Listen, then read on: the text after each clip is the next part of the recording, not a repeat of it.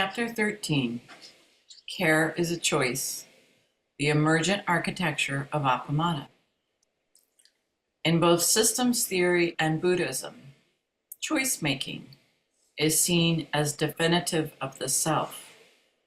We discover who we are in our choices. Joanna Macy. Introduction. What on earth does emergent architecture mean? It means we begin without a preconceived goal or blueprint, yet design is foremost in our minds. The traditional Japanese Zen institution is a kind of template used, at least aspirationally, by many Zen centers.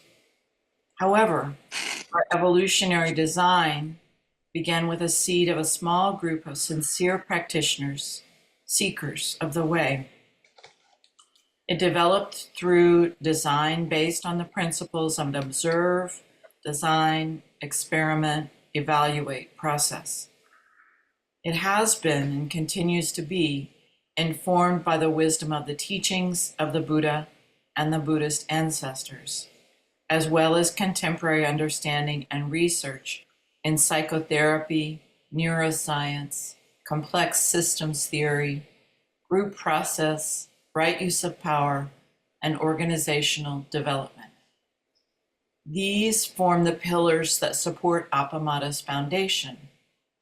From this strong base, a Sangha is built, from the ground up, a bridge from ancient wisdom teachings to contemporary lives. This goes beyond problem solving. It means we design scaffolding for what wants to happen next, whether that means remodeling an entry to provide a welcome gathering place or creating the role of Zen mentor for experienced members who have been head students. The structures are designed by responding to present circumstances and recognizing future needs of the Sangha in accord with the Dharma. This sounds complex and hard, but it's mostly intuitive. A felt sense of what's needed, like Zen itself, the explanation of it is more complicated than its simple practice. However, emergent structure must still be grounded in the ethical principles, wisdom, and compassion of the Buddhist teachings. These are the foundations of the Sangha's emerging architecture. To be sure, this means we are not creating a suburban realm of cookie-cutter houses and placid cul-de-sacs. Each Sangha has a distinctive flavor, a unique design. But just as there are physical laws that govern physical architecture, you can't have a roof floating in air without walls or other supports. For example, the Dharma represents the necessary support for any Sangha architecture that can be called Buddhist. Dilemmas reflect the dynamic tensions inherent in systems, relationships, situations, and evolutionary forces. These include physical, psychological, social, and spiritual forces, as we'll see in this chapter. The successful resolution of dilemmas depends on awareness of the whole picture of the situation, compassionate understanding of the impact of the situation on individuals and on the Sangha as a whole, and the larger impact possible beyond the Sangha now and in the future. A creative reflection on possibilities in the situation, a friendly curiosity, insight that produces a potential resolution, as well as consideration of the causes and conditions that resolution will generate.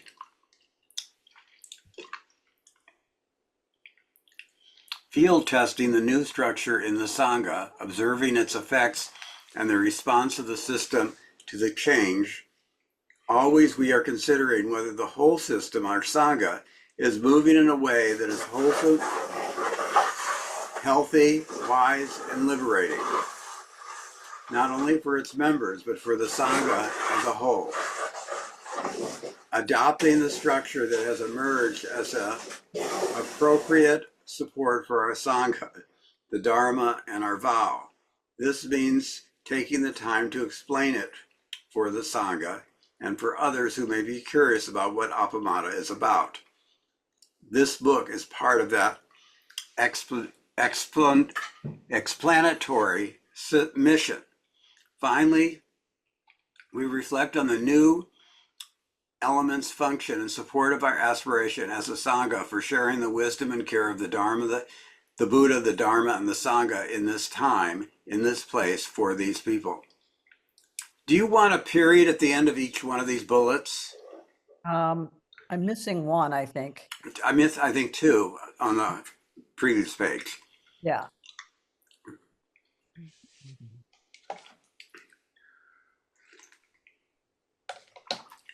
As Appamada grew, I was curious about the dilemma and challenges other sanghas have faced as they developed over time. So I decided to survey members of the Lays and Teachers Association, made up largely of leaders of small independent sanghas like ours. I asked them what challenges they and their sanghas have faced. They were generous in responding, and I gathered the reflections and organized them into a list which you can see on the facing page. Some of these challenges came from our experience as well. So we should probably read these, but probably maybe 5 challenges per person. I think there's like 20 challenges or something. So, so that would be me. I'll start with that. LCTA survey results. 21 challenges in the evolution of Sangha. Challenge 1. Who are you and what prepared you to lead a Sangha? Challenge 2. How to find interested people for forming a Sangha. Challenge 3. Where and when to gather. Challenge 4. What to do together. Format for gatherings. This will no doubt be dynamically changing as the Sangha evolves. Challenge 5. Establishing founding principles, Buddha, Dharma, Sangha, as well as ethics and mutual care. Collaborative learning and Sangha building. Appreciating, not just accepting or tolerating differences.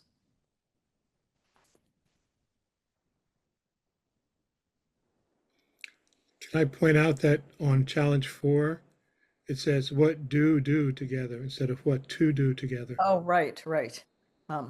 Good. Okay.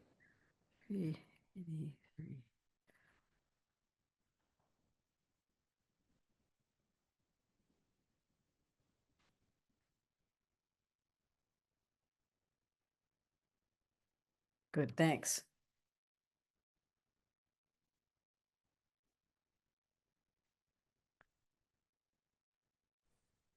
I think it's my turn. Yes, it is. Okay, good. Challenge 6.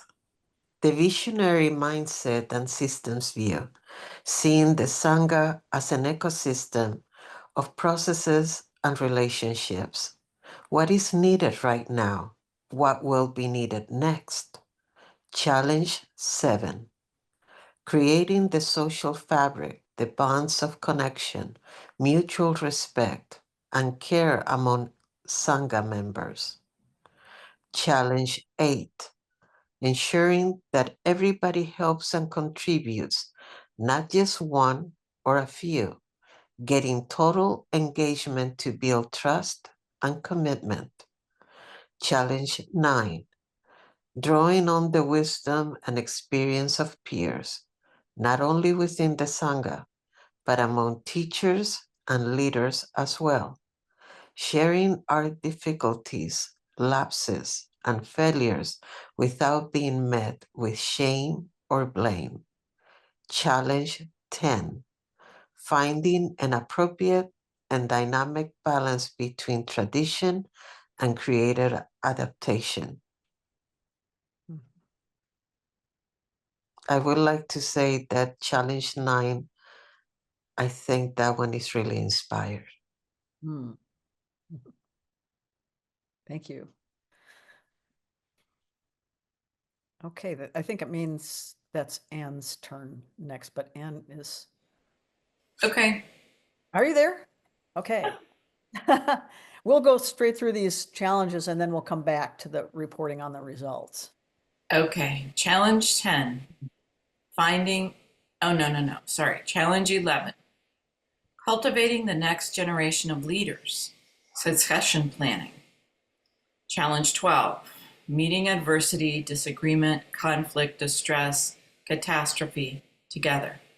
Affirming the strength of Sangha in such times. Challenge 13. Establishing right use of power as an ongoing part of cultural formation and public discussion in the Sangha. Determining legitimacy and authority in leadership, as well as wise decision-making processes for the Sangha. Establishing the norms and policies around ethical conduct as manifested by teachers, Sangha members, and the Sangha as a whole. Challenge 14. Establishing financial foundations, principles, processes, and planning. Avoiding the toxic scarcity mindset, and operating from the mind of generosity. Challenge 15. Living with technology. The challenge, again, of doing what you're able to do with the resources and skills available. Resisting the sense of urgency about providing technological services you can't support. This means you might not be able to serve as many people as you'd like to. Challenge 16. What can you do about the world? Maintaining fearlessness in times of uncertainty, calming anxiety, overcoming despair, soothing frayed nerves, channeling the energy of outrage and anger to beneficial use. This is both a personal challenge and a Sangha level challenge. Challenge 17. Sickness, old age, and death. Helping the Sangha connect to grieve, accept loss and suffering, and care for each other through these transitions. Challenge 18. Building connections and care with the Sangha and the world beyond the Sangha, serving all beings as Sangha. Challenge 19. Branching out. Thinking in terms of local, small, affiliated Sanghas, not megachurches or big temples. Small, dynamic, adaptive, and caring communities are most robust now and alive. Challenge 20. Developing social architecture for scaffolding relationships, responsibilities, and learning together. How to establish and make good use of boards, study groups, affinity groups, councils, and so on. Challenge 21. Graceful retirement. Continuity and care for elders. Drawing on their wisdom and experience, staying connected. Maintaining continuity for the Sangha as teachers, leaders, or senior members retire. Okay, then I'm going to go back here. So it's this paragraph here and reporting the results. In challenge 14, I think there's an extra space before the word avoid. Yeah. Challenge 14. Avoiding. Ah.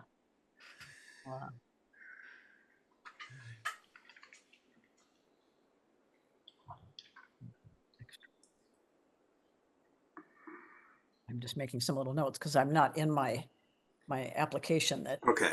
the authoring application. So, okay, so we're back here in reporting the results of the survey. In reporting the results of the survey to the LZTA, I wrote, I want to note that teachers have an important role in evoking, Leaders. I'm sorry. In reporting the result of the survey to the LZTA, I wrote, I want to note that leaders have an important role evoking, guiding, and applying the creative intelligence, wisdom, and care of the whole community. Everyone, everything, every situation is training us for this role. It is the great training program for spiritual evolution.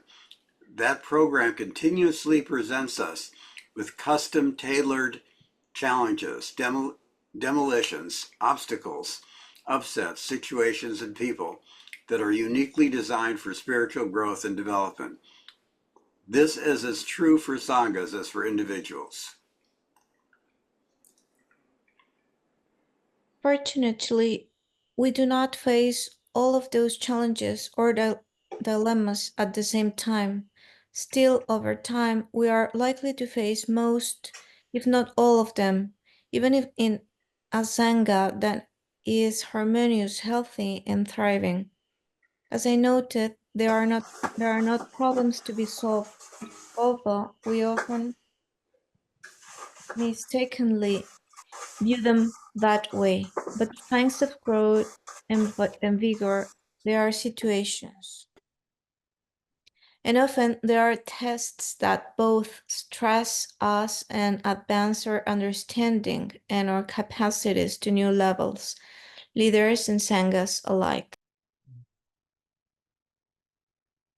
Because our Sangha is small and composed not of monks, but people living everyday lives, our social architecture must be simple, and we must be resourceful with the materials at hand, namely, the time and energy of people immersed in their busy lives.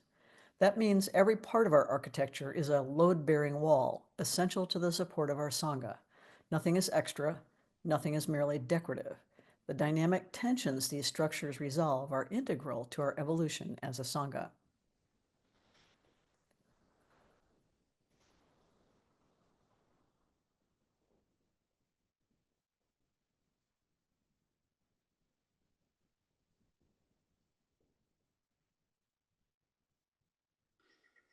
Starlet, I think it's you. I was reading but muted. I'm so sorry.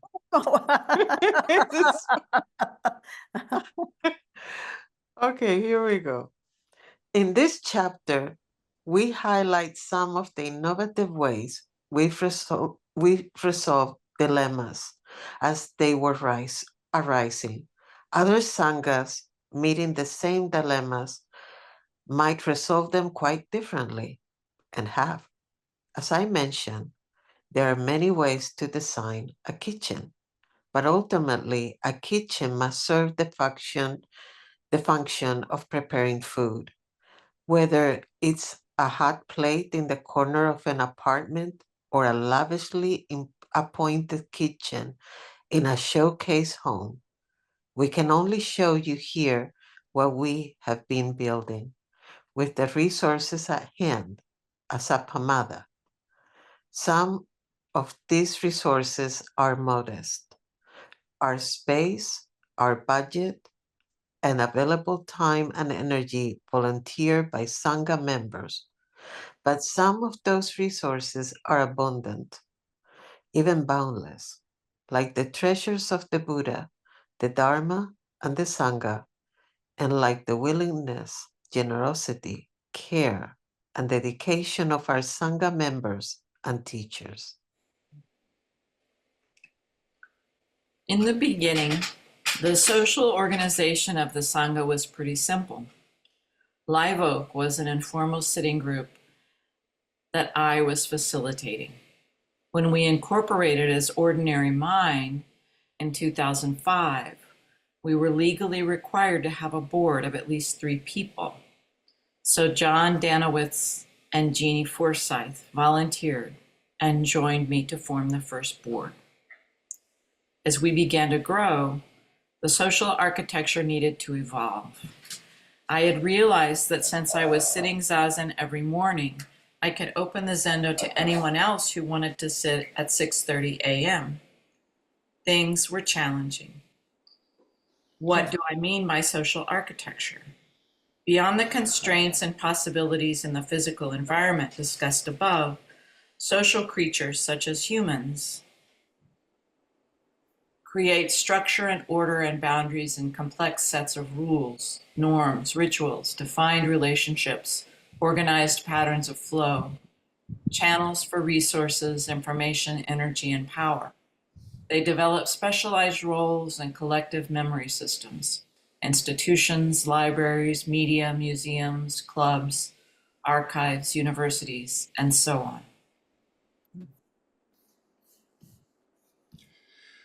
All of these systems are part of a universe of nested ecosystems, from the individual to the largest forms of collectives as nations, as we discussed in Chapter 12.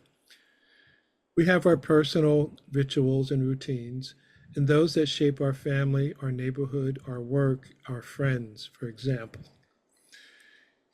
Humans excel at, I'm sorry, that was a hard sentence to read. We have our personal rituals and routines, and those that shape our family, our neighborhood, our work, our friends, for example.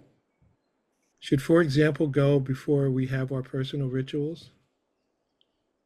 I would say it should go after, let's see, we have our personal rituals and routines. I would put it after routines.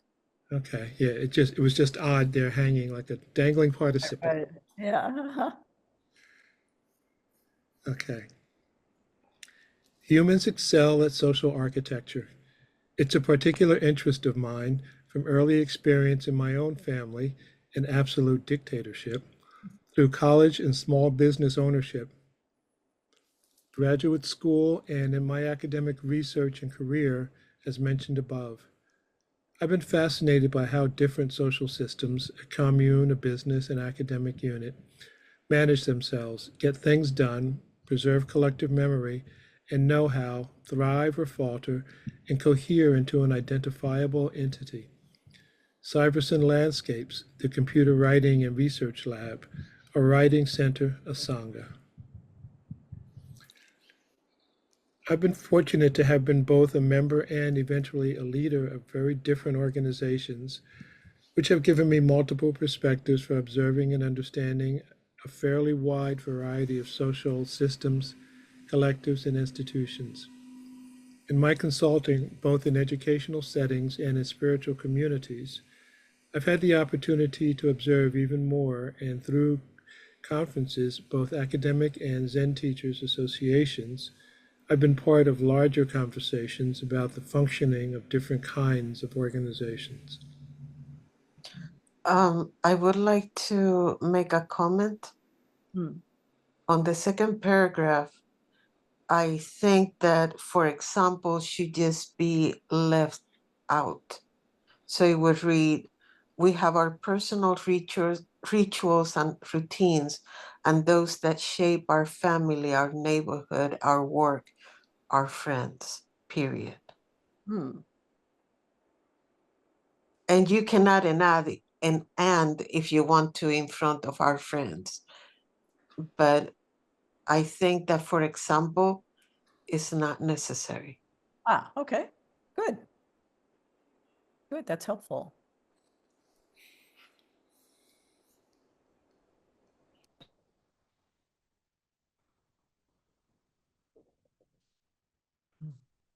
I think it's you, Kim. In my life, is that where we are? Yeah. In my life, I've had many opportunities not only to study social organization, but to experiment together with others on the development and leadership dilemmas of different kinds of social systems, and to create a few from scratch. After so many years, so many mistakes, so many blind alleys, wrong turns, hard work, and the generosity of others, I began to learn what helps ecosystems thrive, what endangers them, what causes them to become unhealthy or unsafe, what challenges they face, and how to meet them well. Coming together with Flint, with his vast experience as a psychotherapist for individuals and groups and a trainer, was magical. There is an enchanting potential in leadership roles, especially with such a gifted partner. All of this is simply to say that the Appamada's evolutionary and unique social architecture is not merely whimsical or accidental. It is not arbitrary. The Sangha has evolved as Sangha members and teachers have co-evolved. We teachers have basically paid attention to what wants to happen and put scaffolding in place ahead of that. It's the architect building a house out of the materials people bring, their longing, life experience, and practice. Together we build the house. The architect's job is to say, look, if you want another bathroom here, we will need to run plumbing and electrical. And that goes into the plan so that when we need to add the fixtures, the support for them is already in place.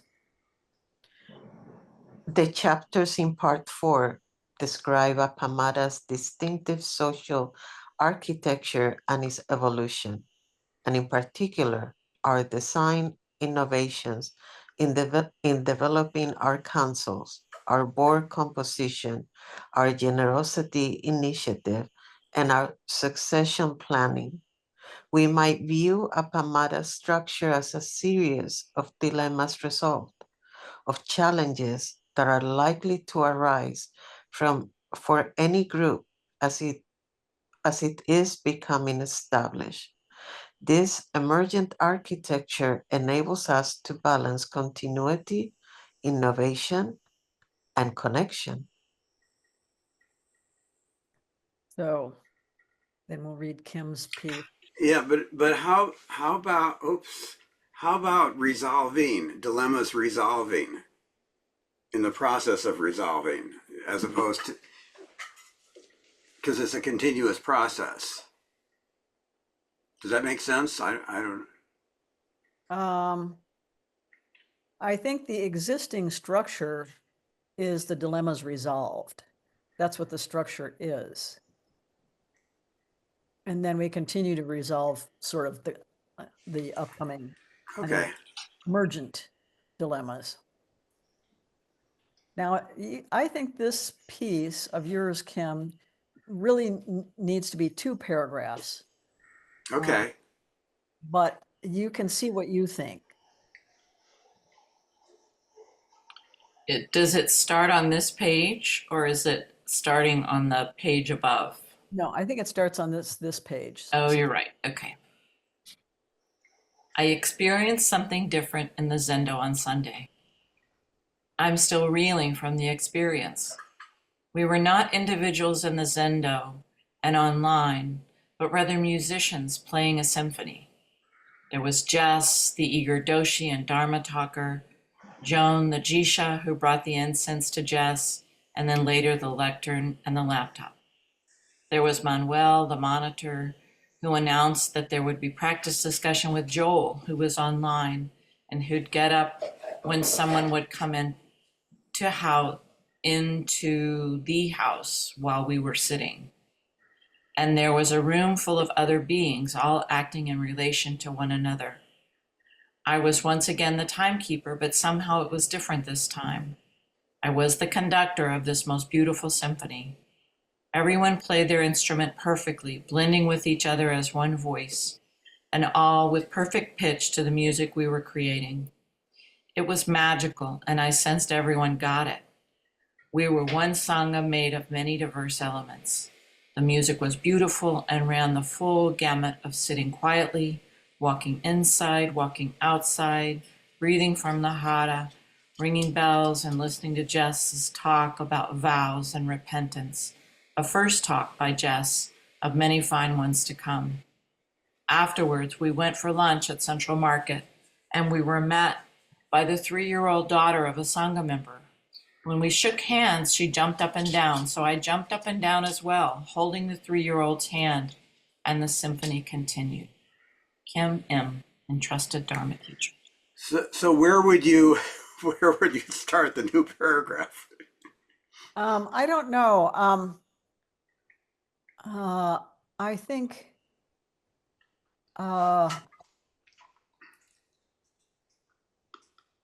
yeah, I'm not sure exactly. It seems like a long paragraph is all, and I'm not sure exactly where I would break it. Well, And on this page, we'll add a second section that you had from last week, right? So that'll be added on this page, but that will be a new paragraph because that's an entirely different day. I think maybe the break could be where it says, I was the conductor of this most beautiful symphony, because the first well, the first lines are the description. Yeah, And I like that. I think that makes sense. There's a little. I'm stepping back and having a little reflection Right. there. Thanks, Okay. Milan. Um, That's good. I I really like what you wrote there. That was really beautiful. I just want to comment that after ellipsis, there should not be a space. So it's Right. word, ellipsis, word. Right. Yeah. This is what comes of copying and pasting, right? Yeah. Yes. Oh, and the other thing that I wanted to mention was in the paragraph from the last paragraph from the other page, where you have balance as enables us to balance continuity, innovation, and connection. I would suggest to also add perseverance,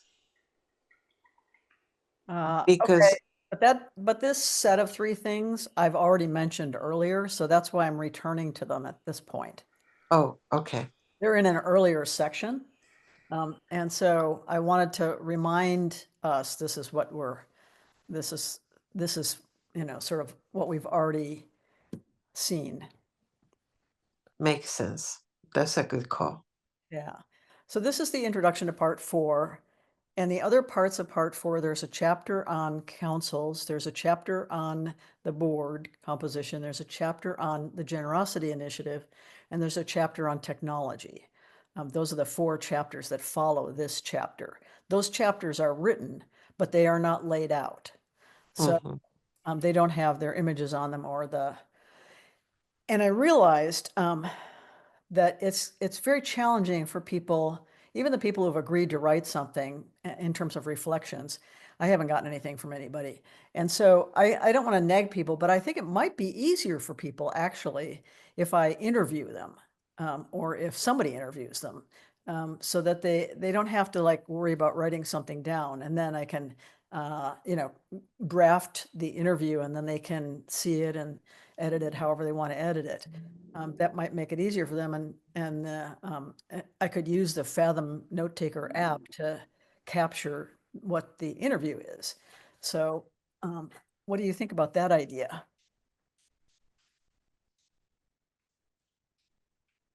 Yeah, I think that sounds really reasonable, especially when you're talking about the subjects you're going to be talking about. It's hard to just come up with something to say Right. about those things. Yeah, I thought if I could, ask them a few questions about their experience or whatever, that it might, it might be easier for them to manage than trying to write something down. Or maybe just send them some questions, some prompts. I don't know if you've done that in the past. Yes, I have, and that has not really been productive, shall we say. So, but I think the person-to-person discussion is easier for a lot of folks than sitting down and writing something. So I have another idea, and that is to like do a Dharma talk at some point, and then part of the Dharma talk would be people would write, or like where you would read, because you'll get it that way. Maybe. The only way I could manage that, I would think, would be if I read the section on councils and asked people to write their reflections about that, about You council. could do that at all council. I mean, it's a while now for the next all council meeting, but you. I wouldn't do that there, but if I did Oh, it talk, I'd ask people to yeah. write something. And I could give a series of lectures on these 4 parts, a series of Dharma talks maybe on these 4 parts that are, um, chapters of this part 4. So I posted a bunch of stuff about that you should have a space after an ellipse from AP style and MLA and Chicago, University of Chicago manuals Ah, style. what I learned was that it depends. If it's an ellipse of 4, that means you're starting another sentence after that. It's the start of another sentence. Whereas if it's an ellipse of 3, it just means a pause. So so then you wouldn't, and who knows, like these are all fetishes of grammarians, so we have to follow whatever the authorities are. Yeah. Um, I think it's a good idea, the interview, with only one caveat that would be, and this, I understand that I'm talking without knowledge, but sometimes they may not know what you could run into the problem that they may just want to say what you want to hear and they don't know what that is. So I think that in the interview it would make it I think it would make it better if you state from the beginning, I want your experience about this subject. And there's no wrong answers. Yeah, that's what I have said in my previous email messages that were Oh, invitations. okay. Yeah. And yeah, that's yeah, that's another thought. But I think that having the human contact of having a conversation, I think that's really good. I think that's probably going to be a little bit easier for people and more comfortable for people. Yes, I agree. Yeah. Is there anything you could use for the wonderful conversations in the intensive with the, the 6 different people? You mean from the recordings? Yeah, Probably if you got me transcripts. I can do that. Yeah, probably. That would be great. Okay. Yeah. And I'm going to also suggest something out there. But a lot of people, I believe everybody here, the other thing that you can do is that you can actually take a prompt to Zen writing. Yeah. And that's actually, you will get beautiful writing. That's for sure. But I primarily want to get the voices of Sangha members in there. I'm not sure everyone in Zen writing is a Sangha member. True. Yeah. Yeah, there's not that many who do other things. Yeah. Certainly there's Ed. Yeah, there's Ed. Yeah. Well, so yeah, so this will be launching this part, and the main thing is getting the layout. If you wanted to see some of chapter 14, we could look at it, but doesn't have any images or any other reflections in it. So my question is, do you want to go ahead and read the things that are on the left-hand page anyway, for those chapters, or you want to take a break, or do you want to read something that I have called an interlude, which would come at the end of book 1? I would opt for the interlude. I think it makes a difference to see the layout complete or as complete as you intend it to be, when we go to read it. Yeah, yeah.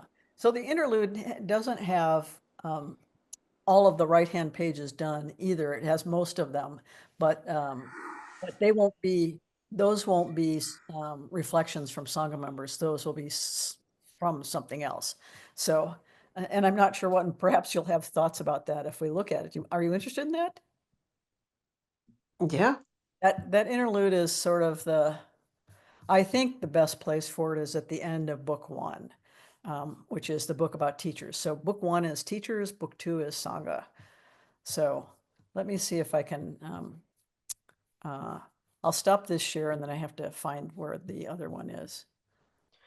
Peg, I do want to say, as you're bringing up the new thing, my mind is blown to what you have created, being able to create the scaffolding for things to grow. And that is so difficult to do. And that has come out of your brain. Seriously, kudos. Well, we'll see. We'll see if it. I have every hope for it. Okay, so I'll share this one. This is a very personal experience, and there's a good reason to think it maybe shouldn't even be included at all. So you can weigh in on that too. Like this doesn't even belong in this book, or you shouldn't be using this in this book. Let's see what you think. You can see it? Yes. Okay. Where were we? Whose turn was it? We can start over. We can start over with Anne. Okay. An interlude. Session. In December 2013, I registered for a session at Austin Zen Center. I wanted to support the teacher, Kay, and also to more deeply enter into practice in my path of study, leading to Dharma transmission. During the session, I would still be leading Zazen in the mornings at Appamada before heading to AZC for the full-time session schedule. This session was a pivotal experience in my understanding of what Appamada was really about. Here are my notes.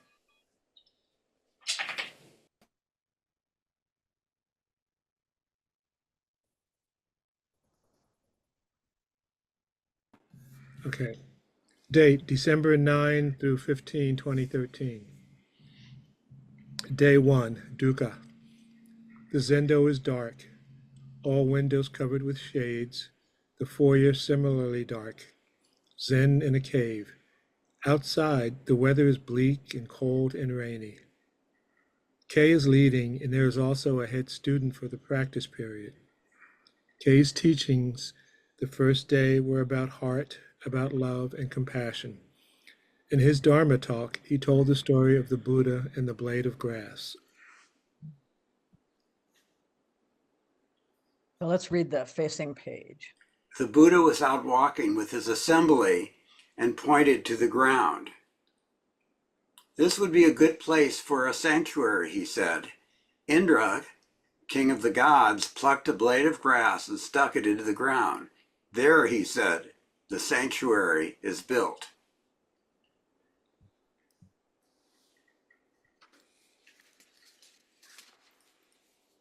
Meanwhile, go on. Okay. Meanwhile, I was wrestling with my robes. Once they had been as familiar as my pajamas, wearing them every day in the monastery. Once I had been as impeccable as the priest here, but now I looked like an unmade bed and felt like one. Everything felt awkward and alien. I thought too, it's weird not to be responsible for what is going on. I hear things, but I have nothing to do with it. I don't have to organize, plan, see people. Still, that is not as relieving as I expected. Pain in my back and my knees was bothering me, but I knew it was just resistance to the session as usual the first day.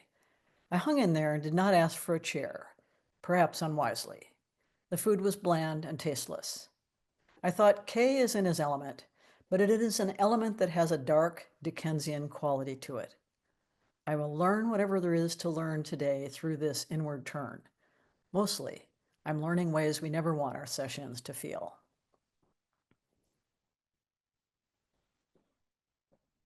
That is a great lesson. Day 2, more dukkha. The senior priest's containment and perfection seemed to radiate waves of disapproval in my direction, where I sit uneasily, still looking like a badly wrapped burrito.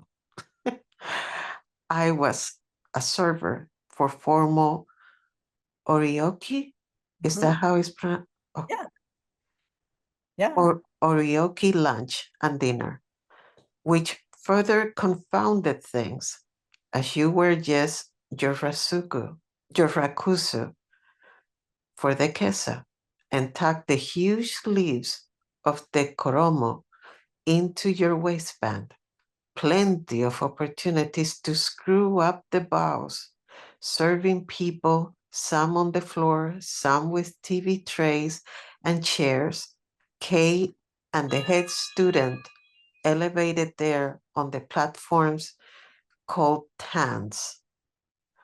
I remember most of that role, forgot a few things, and in general had just an unlovely and had just as unlovely a day as yesterday, feeling like a fish in a tree. The weather, still cold and drizzly. I tried to go for a walk during the lunch break, but started getting soaked in my robes. Naturally, I don't have a coat that fits over the voluminous robe, so I just had to freeze out there. Lots of people came for the first day or two, including some Appamada folks, but the numbers are dwindling. On the bright side, baked teriyaki tofu. Let's read the facing page quote from Katagiri. When you see your life in terms of the human world and simultaneously in terms of real reality, many possibilities come up. Each moment is a unique opportunity for you to create your life anew. The time and space of whatever you do, saying good morning, having a meal together, or sitting zazen, is the precise point where you digest the life of all sentient beings and create new life. This is our practice every day. It is also the practice of the whole universe. Dainin Katagiri, the light that shines through infinity, Zen and the energy of life.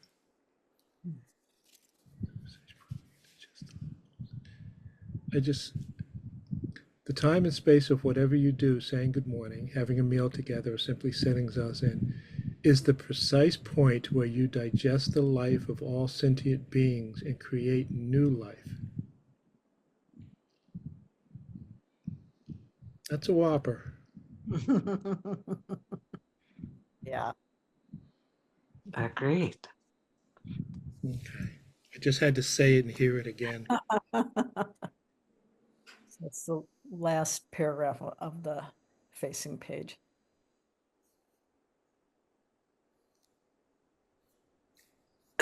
I'm sitting like a beginner, only with less enthusiasm, actually. I tried to focus today on wholeheartedness and joyfulness.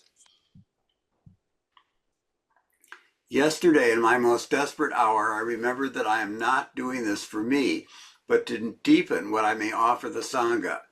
I don't know quite how or whether that is working, but it did help my sitting. I've been so physically uncomfortable, which is kind of funny, since I sit in complete ease in the Zendo at Appamada for 2 periods in the morning before going to the sesshin. This January will be the 10th anniversary of my going to Great Vow. That is hard to believe. I felt ungainly there too at first, newly in my robes and fumbling them. And therefore, too, I sat with extreme knee pain. I don't know whether this session will have any beneficial effects. I'll have to wait and see. I feel very empty though, not thinking about work or talking to people in my head. It's pretty quiet actually. When stressed physically, I do metta practice for myself and then for those in the Zendo, and then for everyone I can think of, and then for all beings. I remember wistfully what it was like to be in session together with Flint, so filled with light and ease. I miss that luminosity, and it feels so dreary here at times, even though everyone is perfectly nice.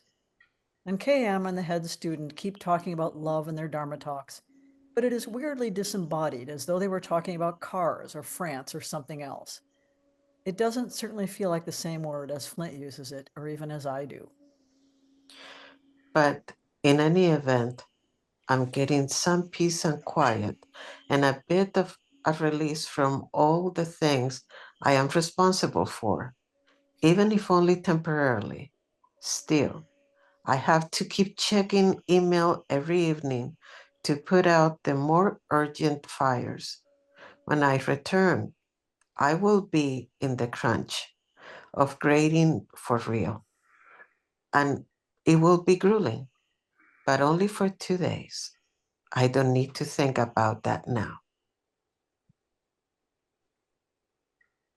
I wonder if there is some part of my mind or the bigger mind that needs this intensive to communicate with me.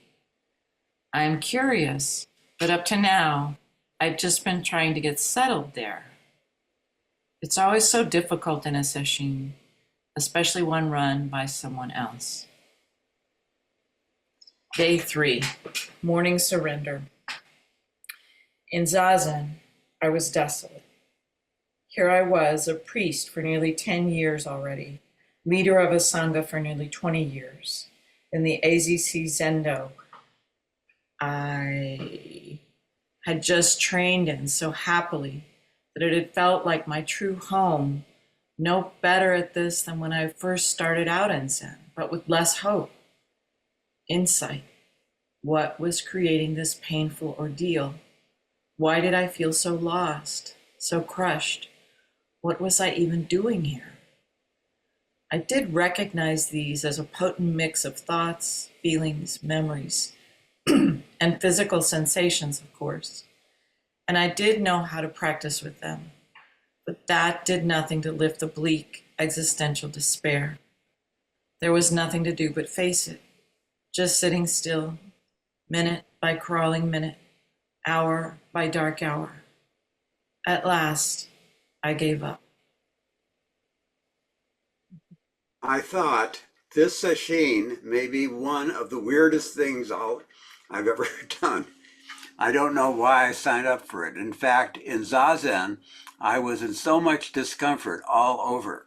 Inside, I said in desperation, I know I have been brought here for a reason. Buddhas and Bodhisattvas, please instruct me. Then, after some time, I heard this distinctly, but not exactly in words. Until now, you have been engaged in universe maintenance. Your work now is universe creation.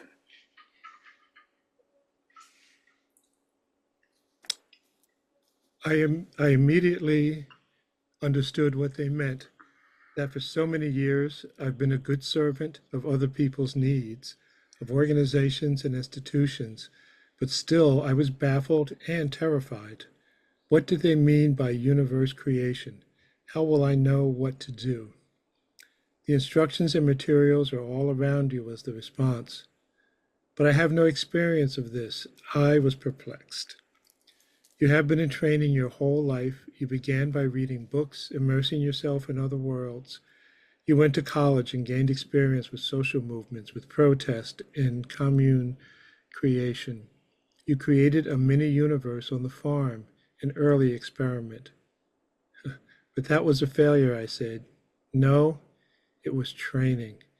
That training came to an end. Graduate school, the computer writing and research lab, your classrooms, all training for this. Hakomi, IFS, right use of power, spiral dynamics. Did you think these appearances were accidents? Your training in using language is critical. Worlds are made by language.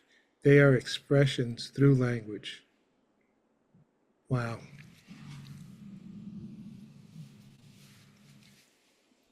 So the new creation is characterized by Appamada, I asked. Yes. What should I do? Get your affairs in order. Obviously, the present universe is failing. The world is dying. What? That's not your concern any longer. Your work is with the new universe. I began to dream that people in that new universe could treat each other and their environment with kindness and care and respect, that they could settle their differences peacefully, that they could be no more war. You mean Disneyland? They interrupted sardonically. You mean there would still be suffering, pain, loss, devastation? I was incredulous. They were silent. Is that a law across all universes, the first noble truth? They didn't even have to answer. But why, I asked. That is what invites people to the path and seals them to it, was the response. That is the Tathagata Garbha, womb of Buddha and the ground of reality. So what are we creating? I asked. That's up to you and whoever joins you. And the next thing that happened was keening. And while I was walking mindfully, I saw the pattern of sunlight through the blinds onto the wooden bench was a set of instructions, and the pattern of the luminous scarlet maple leaves, another set of instructions. And the two men mending the roof of the house across the street were bearers of instructions.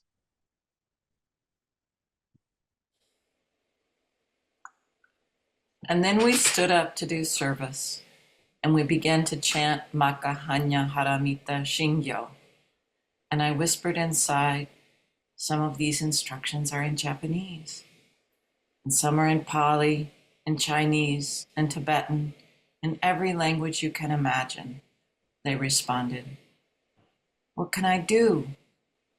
You will have the help you need. This is eunoia, they told me, the opposite of paranoia. The paranoid correctly perceives patterns, but incorrectly ascribes frightening, ominous, or destructive meanings to them, and often draws the patterns wrong or with the wrong boundaries. In eunoia, patterns are non-pathologically correctly recognized as expressions from a source of benevolence and benefaction. How do I know you are not just a figment of my imagination? You don't. How do I know I am not crazy? You don't. How do I know you are not Mara masquerading as Buddha? Why do you think there is a difference? I recall that Longchenpa wrote, all experiences in all life forms cannot be proven to exist independently of there being a presence before your mind, just like a lucid dream. And then they were off, not gone, just off.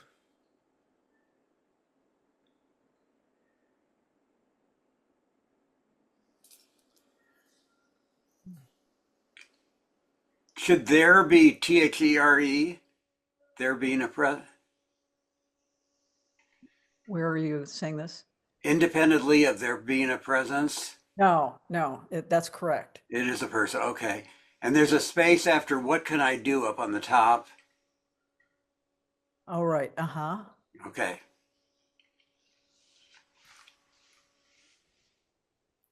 Day 3, afternoon, universe creation. I asked, is everything I've ever done training? They said, certainly. I said, well, I've made some terrible mistakes. I've done the wrong things sometimes. They said, how do you know? I said, by the effects. They said, that's the training. I said, well, what about wasting time with computer games, solitaire, words with friends, Tetris, how is that training? Algorithms, they said. I was scoffing. Mysterious meanings in the words, words spelling, old secret messages, that sort of thing. What do you mean, algorithms? They were patient. An algorithm, Buddha said, is a pattern that makes things happen. Well, I asked, what has to happen? You need to seed, they said, just the seed that causes things to converge. My seed is care, I said, Appamada. I remembered my experience of the unborn during an IFS training and my sense of responsibility toward the pain on the other side of the passage. That feeling of responding, of responsiveness that I now recognize has a name, vow. They said, yes, it is care. But do I have to go someplace else? Do I have to leave this universe? I asked.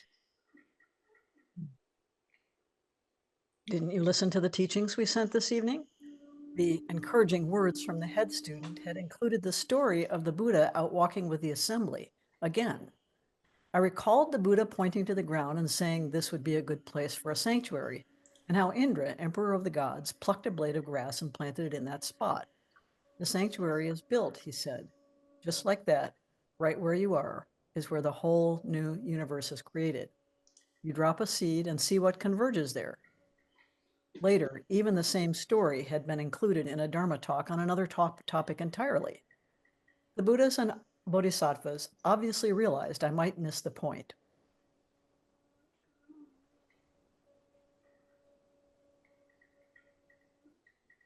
In Zazen, the Buddha began showing me things, so much that I don't even remember.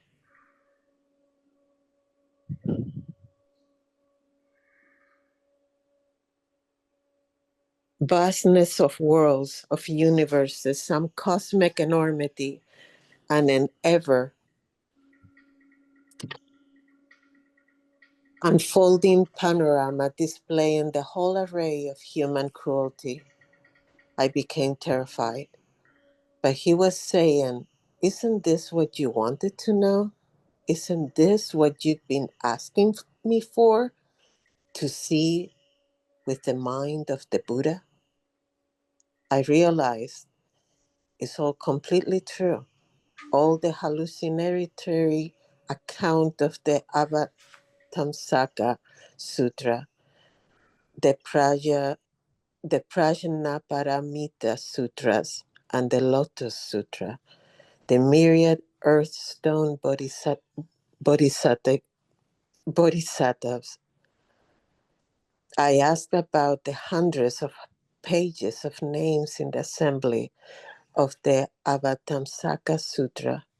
He shrugged. They were there.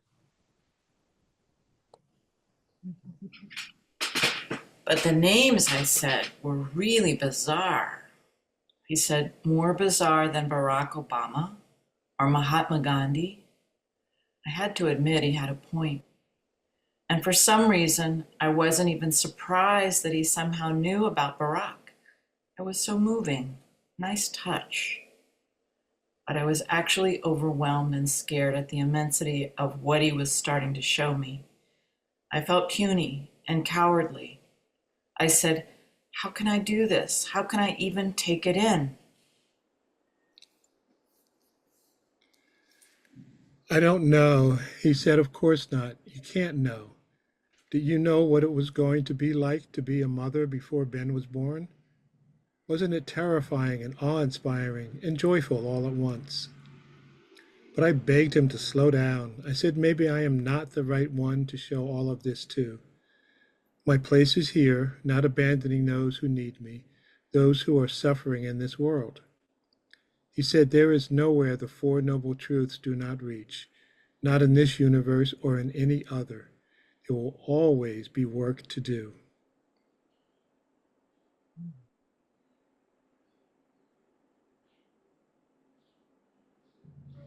I felt kind of dizzy, and I said, does this just continue over and over again?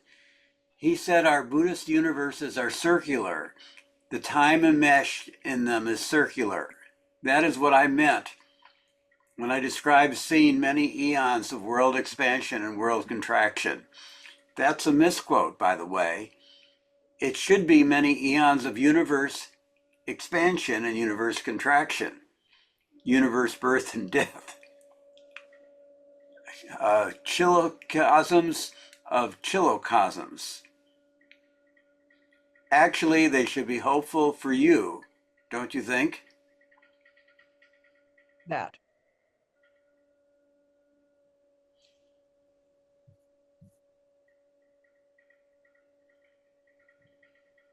I said, what about everyone and everything I cherish here? My son, my sister, Flint and Erin, the whole amazing world here. He said, well, if you have noticed, Ben and Susan happily have each other. Nora and her boyfriend and her family happily have each other. Flint and Erin have each other. They don't exactly depend on you. No, I said, rather shortly, but I depend on them and I love them and I don't want to lose them. You will lose everything, he reminded me. But not by going away from them, I said. Yes, he said, even that too. You went away from Ben at the end of Thanksgiving, right? And at some point, you're going to leave this world. I don't know what to say to this. I can't comprehend what's going on. And I'm worried that this session, with its intense bodily pain and strange visitations, my humiliation in being so rusty with the forms, fumbling with the Kesa, with the whole Zendo, the stark, unforgiving perfection of the priests here, and the strange zombie-like atmosphere, dark and somber, will set me apart from Zen forever. I've been in pain and agitation most of the time, and this evening I got a chair. I think my bodily resistance is intense, but is that something to just weather or stay through? Or is it something of a signal that I can't step back into that traditional Zen river again? This is not our understanding of Zen. It is far more bleak, although everyone keeps talking about love and the heart and all. But it feels bloodless and, of course, not relational at all, kind of like an art history lecture about the artist's passion. That is strange because Kay is actually very kind, I think. I know this is just the projection of mind in early session, but it is unsettling. But I only came here to open a space and deepen what I can offer, the Sangha. This thought has sustained me. I thought in all of this, that form now on that work will have to be done in private retreat, not in the houses of strangers. But that turns out not to be true either. So maybe we do have to create a new universe, or maybe the whole experience is some kind of dream. You'll read the facing page. Sha- Shakyamuni. Oh, go ahead. no, you go ahead. You go ahead. Shakyamuni Buddha taught that a magnificent event is unfolding in every aspect of everyday life. Vivid, living energy is constantly at work, creating and supporting your life. It is just like a fire that is the eternal and boundless. Whoever you are, your life is very precious because the original energy of life is working in your life. Dainen Katagiri, the light that shines through infinity, Zen and the energy of life.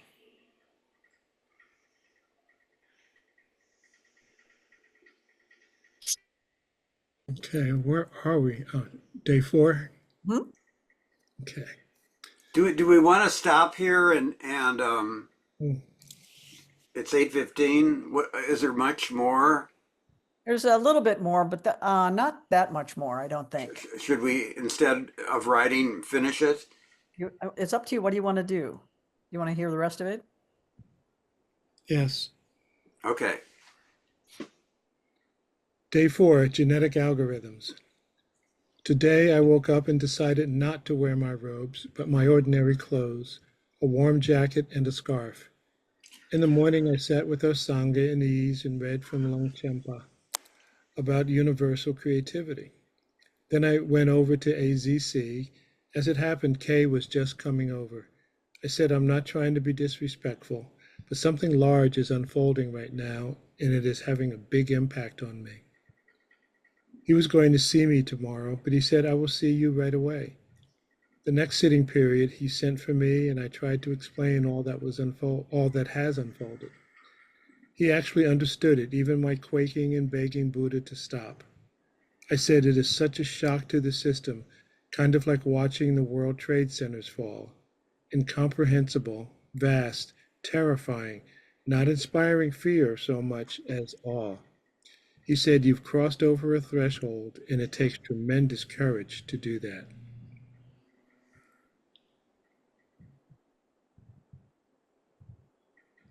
I said I was not courageous.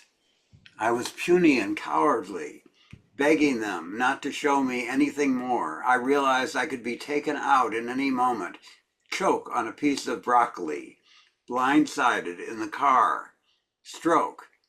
He said, no, that is the way it is. He said, don't worry about any of that stuff over there, waving toward the Zendo.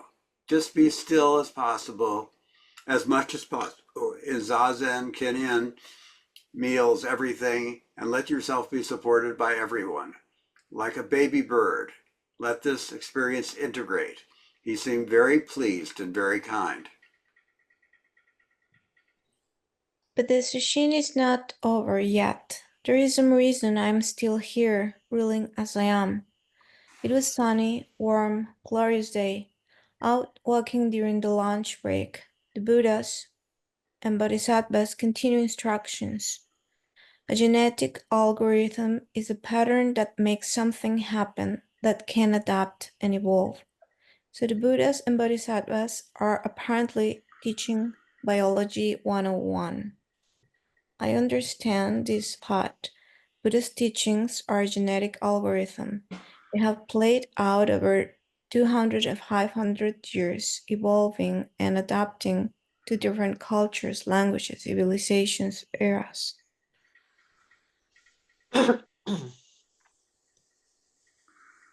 I said, then care is its DNA. It is the instruction set that unfolds the whole of the Buddha's teachings, as he himself declared and made his last word, Appamada, care. The Buddha and Bodhisattvas asked me about that, about the seed I'd chosen. Why care? Of all the Buddha's teachings, why not emptiness? I said, because emptiness is pervasive everywhere. Nothing converges around emptiness. Why not wisdom? I said, wisdom is a component part of care, but it is not enough. How about compassion? Again, I said, compassion is feeling with, and it is, of course, a component of care, but it is not necessarily active. It's not just about feeling another's pain and being able to stay with it. It is about knowing how to create relief or liberation from suffering and doing that. It's that vow. So then I asked, are the Buddha's teaching carried over to the new universe? They looked at each other, yes and no. What do you mean? The teachings are provided by the Buddha of the new universe based on how the seed unfurls and what arises in response to it. That will be up to you in this case. By this, I realized that they were explaining the obvious, that if you drop a seed, you become responsible for that universe. And that means that the Buddha in this new universe would be me, or whomever, or whatever being I step into. This was actually staggering. I don't know what to do, how to even think about it. That's not true, they said.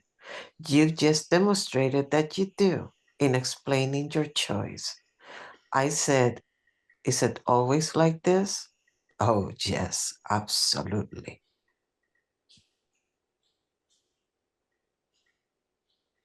I said, well, what was the seed for this universe? Survival. they answered, looking ruefully at each other. Probably not the best choice. It hasn't worked out very well. Wars, greed, pollution, overpopulation, climate disaster. Buddha did his best, and he really did some great teaching. But it's kind of a mess, isn't it? I don't think it's so bad, I said crossly. And Buddha has had a tremendous influence, and there are a lot of wonderful people here, so many good things happening. But by then they were talking with each other. His teachings really got better toward the end, more refined and distilled. And of course, he did provide this seed in his last word, and now she's going to use it. So it just keeps on like this. Does every person have a seed? I asked. Yes, actually, every person has a seed for their universe. If they cling to a dying universe, they lose that opportunity. If not, they step into a new universe. You see what converges there. That does mean they have to deal with whatever grows from that seed. Then is everyone really a Buddha?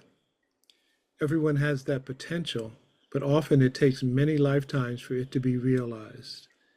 This is a holographic teaching. It's not about eternal life. It is about universal creativity. It is not personalized. It is not personified, but it expresses itself through everything.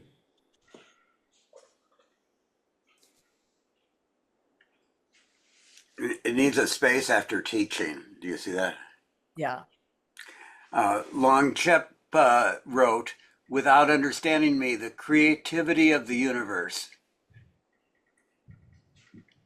Without understanding the creativity of the universe, but investigating the phenomena that I manifest. I don't get that. Without understanding me, the creativity of the universe, but investigating the phenomena that I manifest, you perceive everything dualistically due to your attachment and longing.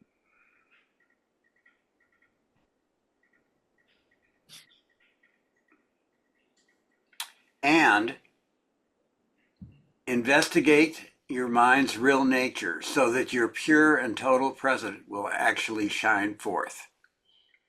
1 second. Could you go back up?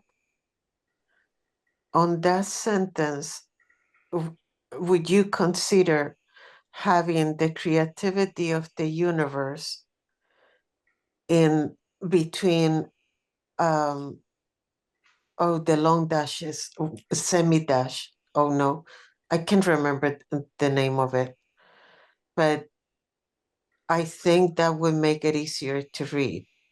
It would, but It's this a is quote. it's a direct, Oh, so I can't really do that. I'm sorry. Yeah. In Zazen, my back was aching and I was struggled to sit upright.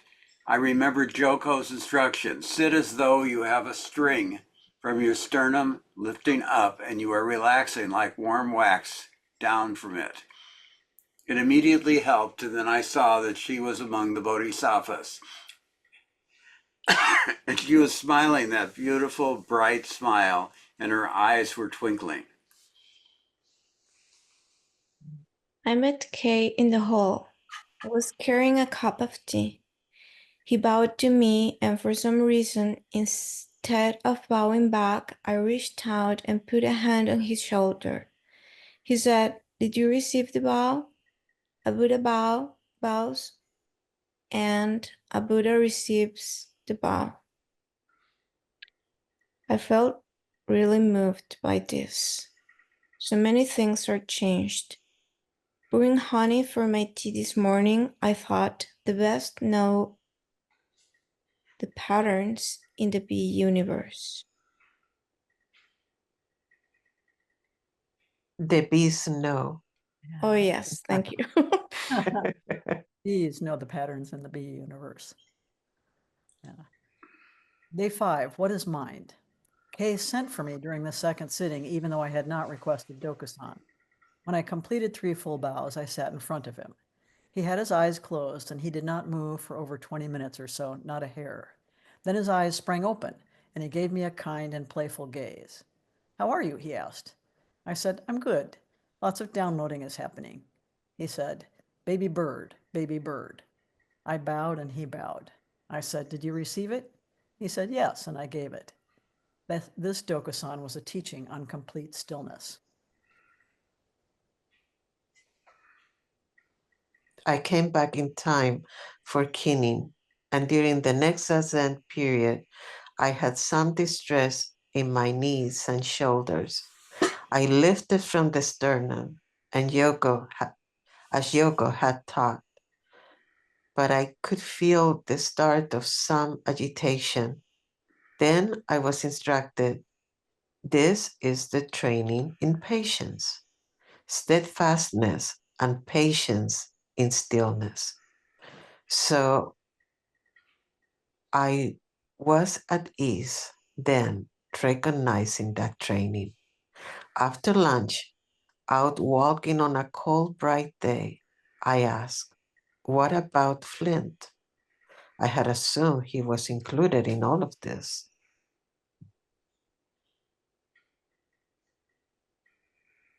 They said, well, he's your partner, isn't he? That doesn't change. Helpfully, they continued. There are constellations. You, Ben and Susan, Flint and Aaron, Nora, her family, that return. They may have different identities, but the constellation endures and patterns repeat. Genetic algorithms that adapt and evolve. Our teachers become our students. Our children become our parents. It's like that. I could tell that they were struggling to put it in terms I could comprehend, but I got that this universe would have two Buddhas teaching together, a rare and auspicious beneficence. For some reason, this all seems both perfectly ordinary and staggering.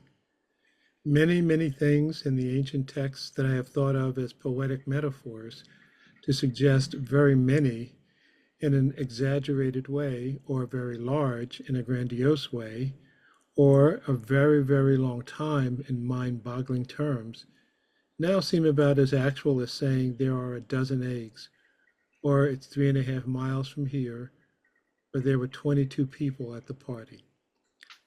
Actually, it's not that far from saying there are over 7 billion people on this planet. Our national debt is in the trillions of dollars, and so on. We have our own staggering numbers. The Buddha said when reading the Avatamsaka Sutra, you don't have to read the whole guest list, just start with the teachings. But if all this is projection of mind, it is entirely possible that even the ways I've been setting things down here are only expressions of egoic grandiosity or a manic imagination stimulated by the sensory deprivation of sesshin. It doesn't seem like a flight of fancy, and it is a bit too terrifying on the cosmic scale to be something an ego would want or concoct. That's a big stumbling block right there, huh?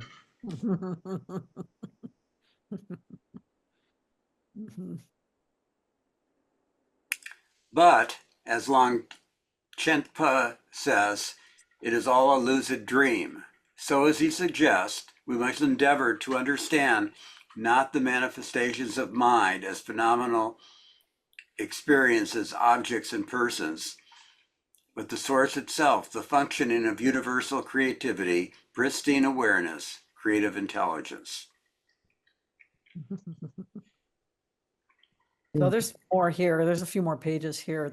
It'll go past where we are, but do you want to come back to this? Yes, yes. Yeah. Okay. Okay. So then we would start on page 404. These are not the actual page numbers this will be because this whole thing is going to move. So.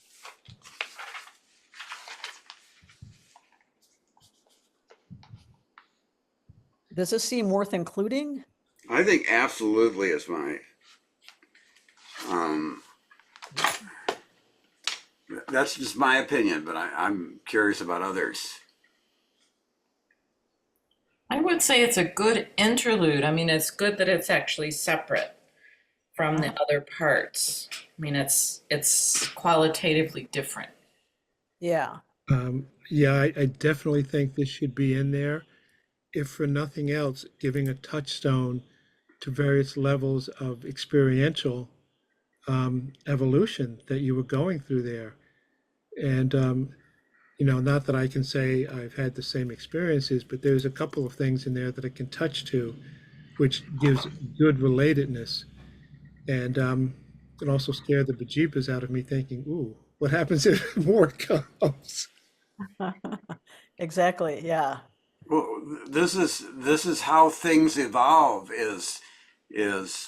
Stepping away from one thing and going to another thing. Milena and I were talking about that earlier today about art.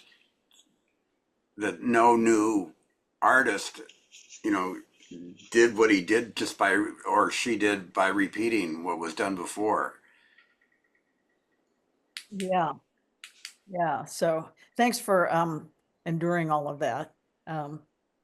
Yeah, we can, and hopefully I'll have a little bit more of the layouts done, but we can definitely look at the rest of this. It's enough that we don't want to try and tackle it tonight, but because it goes to day 7. So For me, I must say that this was what was missing in the book from the beginning. When you were telling the story of how Appamada came to be, to me, it kind of felt okay, but where was the inspiration? hmm, How did it happen? Where is the seed? Because you were giving the history, yes, but this was missing. So for me, definitely it needs to be there. It could it be an introduction to the book? Hmm. I don't want it to be the introduction to the book, actually. It didn't happen before Appamada was founded. That makes sense. And the introduction to the book really starts with, like, basically before even I had met Zen, so it's like it would be too I think it would be too disruptive there. But I think because the first book is about teachers, and this is kind of the bridge then to the second book that's about Sangha, um, I think for me, it feels like that's the place. The other place it could be is at the very end of the book, but I think probably in between the two books is probably somewhere in there. Yeah, I would agree that in between and how there are things in there that you've already talked about in the book about experientially some of while that spaciousness and expansiveness is growing, there's also dissociations that are happening, but those dissociations are making interrelationships, and I think you need some groundwork before you get into that at such a personal level. Yeah, I think so. You may have a better sense of that when we finish it. We might have a better feeling for that.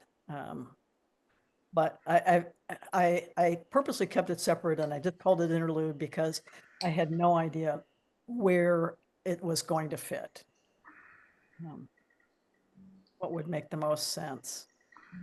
So, but you've all sort of been through the first book and most of the second book, so you'll have a little bit of a sense of that. Sometimes the things are not written in order. You find the order once you have everything written down, and then you go, oh, this should go here and that should go over there. So Very true. Yeah. If I wrote this as a straight timeline, it would not that would just would not work actually. Yeah. The whole book, if I just wrote it as a timeline, I would not be able to do what I'm doing with it. I'm sorry, but I have to go. Oh no, So everybody has to go. It's late. oh, Thank you so much. Thank you. Thank you for hanging in there with this and helping me think through, what to do with this thing. I just wanted to mention something. I believe Kim and Milen know about this. Do you guys remember the one time that there was a painting that was painted by one of the people that came to send writing, and it was a tree that looked like it had fish. You don't remember of that one? Okay, then All right, bye-bye. Bye. bye. I'm gonna go find some fish. See you next. Good night. Good night. Thank you, everybody.